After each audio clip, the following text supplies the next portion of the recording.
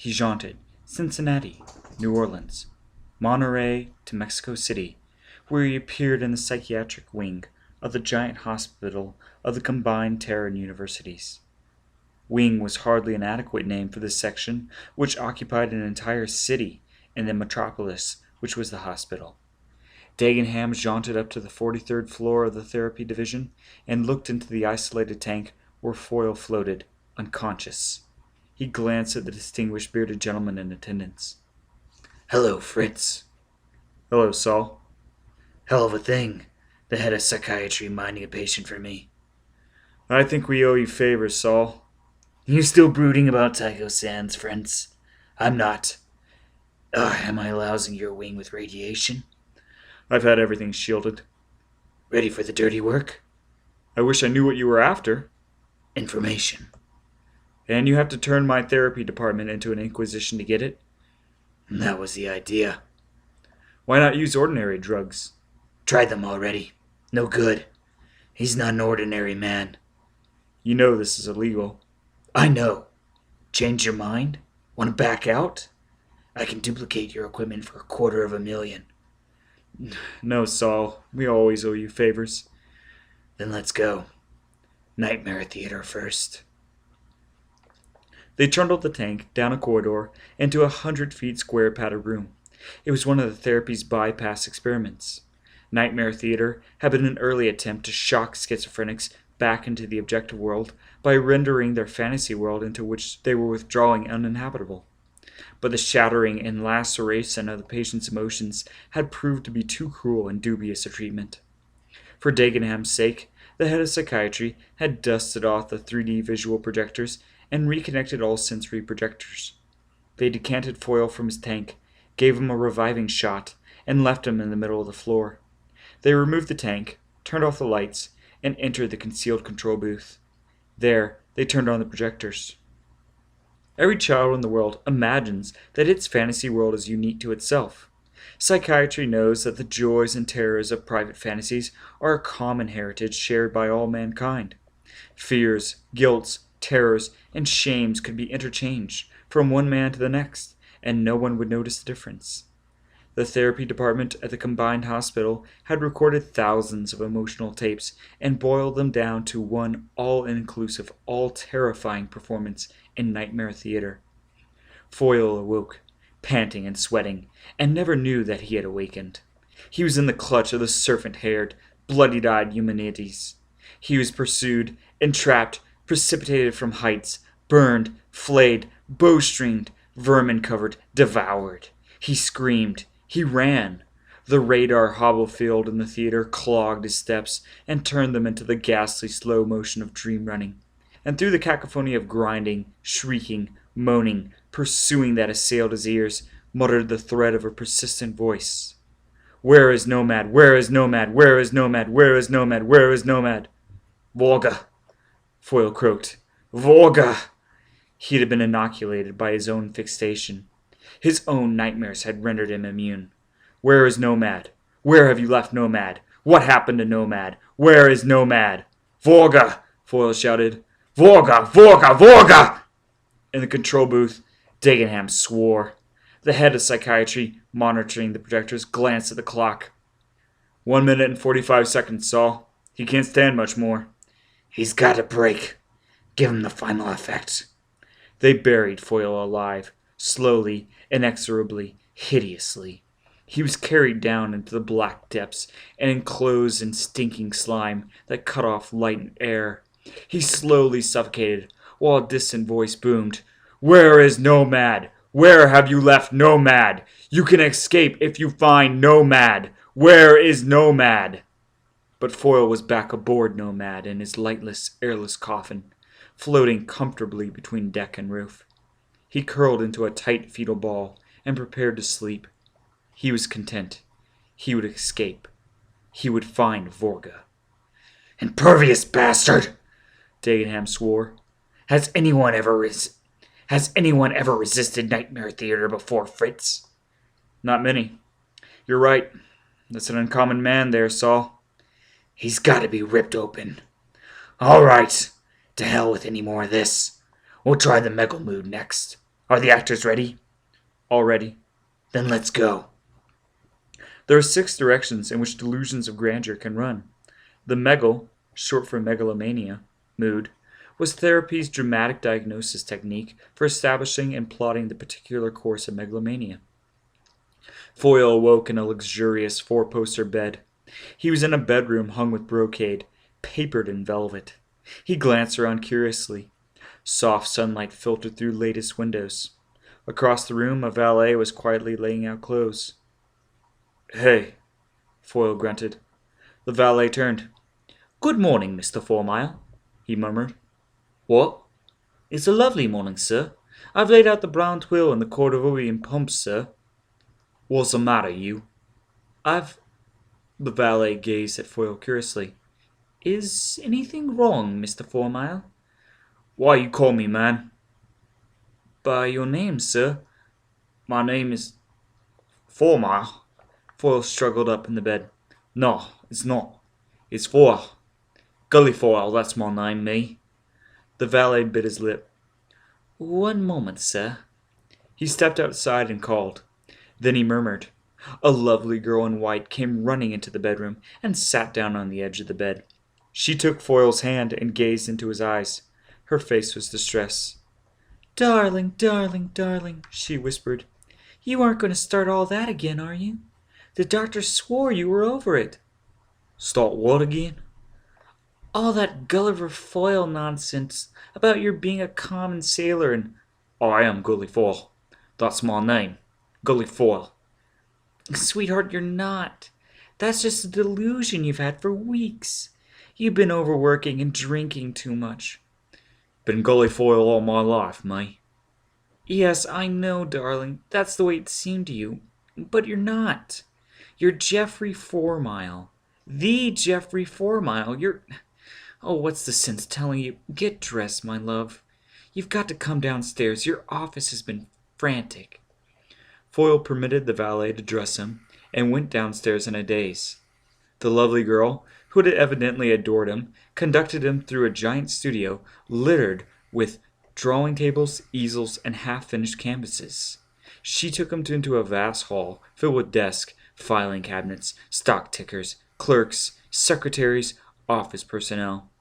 They entered a lofty laboratory cluttered with glass and chrome. Burners flickered and hissed. Bright-colored liquids bubbled and churned. There was a pleasant odor of interesting chemicals and odd experiments. "What's all this?" Foyle asked. The girl seated Foyle in a plush armchair alongside a giant desk, littered with interesting papers, scribbled with fascinating symbols. On some, Foyle saw the name Geoffrey Fourmyle, scrawled in an imposing, authoritative signature. "There's some kind of crazy mistake is all," Foyle began. The girl silenced him. "Here's Dr. Regan. He'll explain."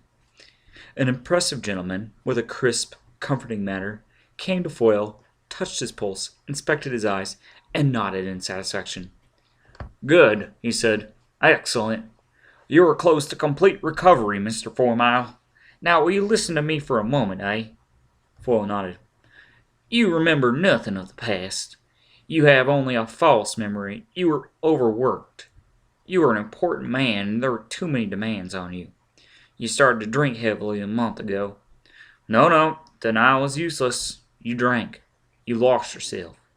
You became convinced you were not the famous Geoff Fourmyle, an infantile attempt to escape responsibility. You imagined you were a common spaceman named Foyle. Gulliver Foyle, yes? With an odd number. Gully Foyle. AS:128/127:006. But that's me. It's not you. This is you." Dr. Regan waved at the interesting offices so that they could see through the transparent glass wall. "You can only recapture the true memory if you discharge the old.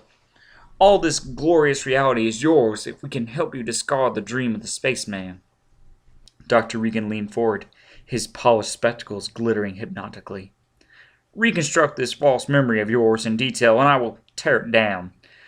Where do you imagine you left that spaceship? Nomad? How did you escape? Where do you imagine the Nomad is now?" Foyle wavered before the romantic glamour of the scene, which seemed to be just within his grasp. It seems to me that I left Nomad out in... He stopped short. A devil face peered at him from the highlights reflected in Dr. Regan's spectacles. A hideous tiger mask, with Nomad blazoned across the distorted brow. Foyle stood up. "Liars!" he growled. "It's real, me. This here is phony. What happened to me is real. I'm real, me." Saul Dagenham walked into the laboratory. "All right," he called. "Strike. It's a washout." The bustling scene in laboratory, office, and studio ended. The actors quietly disappeared without another glance at Foyle. Dagenham gave Foyle his deadly smile. "Tough, aren't you? You're really unique. My name is Saul Dagenham.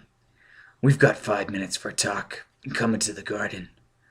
The sedative garden atop the therapy building was a triumph of therapeutic planning. Every perspective, every color, every contour had been designed to placate hostility, soothe resistance, melt anger, evaporate hysteria, absorb melancholy and depression. "Sit down," Dagenham said, pointing to a bench alongside a pool in which crystal waters tinkled. "Don't try to jaunt. You're drugged. I'll have to walk around a bit. Can't come too close to you. I'm hot. Do you know what that means?" Foyle shook his head sullenly. Dagenham cupped both hands around the flaming blossom of an orchid and held them there for a moment. "Watch that flower," he said. "You'll see." He paced up a path and turned suddenly. "You're right, of course. Everything that happened to you is real. Only, what did happen?" "Go to hell," Foyle growled. "You know, Foyle, I admire you. "Go to hell." In your own primitive way, you've got ingenuity and guts. You're Cro-Magnon, Foyle. I've been checking up on you. That bomb you threw in Precision Shipyards was lovely, and you nearly wrecked General Hospital getting the money and materials together." Dagenham counted fingers. "You've looted lockers, stole from the blind ward, stole drugs from the pharmacy, stole apparatus from the lab stockrooms. "Go to hell, you." But what have you got against Precision? Why do you try to blow up a shipyard? They tell me you broke in and went tearing through the pits like a wild man. What were you trying to do, Foyle?" "Go to hell." Dagenham smiled. "If we're going to chat," he said, "you have to hold up your end. Your conversation's getting monotonous. What happened to Nomad?" "I don't know about Nomad. Nothing."